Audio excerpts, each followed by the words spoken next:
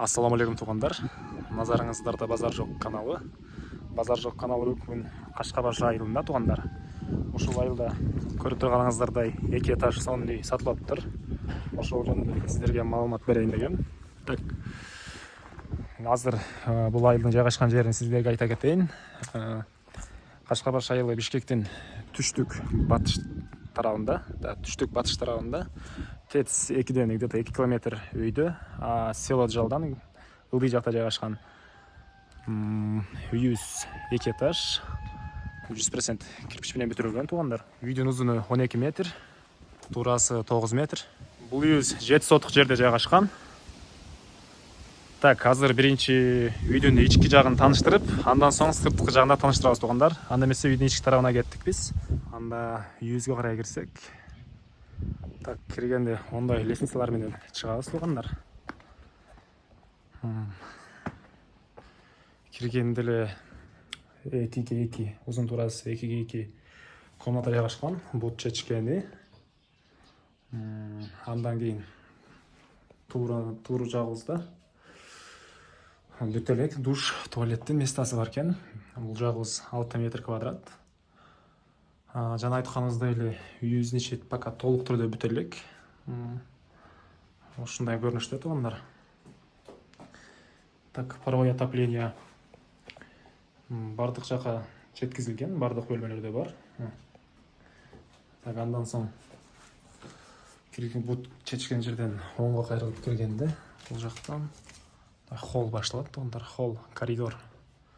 Бул жердин 10 метр квадрат экен бул жер. Бул комнатабыз холл. Холлдон экинчи этажга чыгып кете турган лестница орнотулган. Холлдон экинчи этажга лестница менен чыгып кетебиз. Азыр тугандар биринчи этаждагы бөлмөлөрдү тааныштырайлы. Андан соң экинчи этажыбызда өтөбүз. Так, бут чечкен жерден туура киргенде сол жагыбызда кухня жайгашкан. Бул кухнябыз 15 квадрат метр. Айнектери пластика, терезелери пластика. Так, үйдүн ичи ушундай даражага чейин бүтүрүлгөн. Андан ары кимден ким сатып алса, өзүңүздөр бүтүрүп аласыздар тугандар. Так, үйдү жагы көрүнүшү. Ылдый жагы стояшка болгон. Үйдү жагы мондай көрүнүштө турат. Пока эчтеке боло элек. Капталдары штукатурка бойдон турат тугандар. Так, андан ары бул комнатаны өткөндөн кийин биздин 3-чү комнатабыз башталат. Бул жак спальня десек деле болот. Зал деп коесуздарбы, өзүңүздөр билиңиздер. Бул жактын көрүнүшү ушундай. Бул жагыбыз 17 метр квадрат экен тугандар. Так, андан соң эшиктен туура киргенде үйдүн батыш тарабында дагы бир спальный комнатабыз жайгашкан. Бул комнатабыз 13 метр квадрат экен тугандар. Бул комната 13 метр квадрат. Ар бир бөлмөдө паровой отопление киргизилген. Айнектери пластикка. Ушул даражага чейин эле бүтүрүлгөн үйдүн ички тарабы тугандар. Так, андан ары биз үйдүн экинчи этажына чыгып барабыз тугандар. Анда эмесе экинчи этажды көрөбүз тугандар. Ушундай бүт элек лестницалар бар экен бул жакта. Так, экинчи этажыбызда бул жакта балкон, сырт жактан мындай балкон, бүт элек балкон бар экен. Бул жерде эки балкон деди. Балкондон оңго карай киргенде дагы бир бөлмө бар экен. Спальный 9 метр квадрат. Айнектери, терезелери пластика. Паровой отопление кирген. Проводтор эле кирген, пока лампочка и точкалар пока боло элек. Аны өзүңүз келип бүтүрөсүз. Так, андан ары бассак экинчи этаждын экинчи бөлмөсү. Бул жакта эле так спальный кылсаңыз эле болот. Өзүңүз короче билесиздер. Экинчи этаждын экинчи бөлмөсү метр квадрат, 14 метр квадрат. Паровой отопление кирген. Терезе пластика. Тегерек ушундай ишип алган. Обои чаттайсыздарбы, кандай ремонт кыласыздар өзүңүздөр билесиздер. Так, андан ары экинчи этаждын 3-чү бөлмөсү. Бул 14 метр квадрат. Так, 14 метр квадрат. Ушул көрүнүштө туугандар, короче, бул жакта эле. Так, андан ары экинчи этаждын 4-чү бөлмөсү, акыркы бөлмөбүзгө келдик. Бул жер 12 метр квадрат экен туугандар. Бул жерде эле терезе пластика. Тегереги ушундай көрүнүштө. Проводдор кирген. Пока точка и эмелер кире элек, лампочкалар коюна элек. Так, ушундай көрүнүштө туугандар. Бул экинчи этажыбыздын толук түрдө көрүнүшү.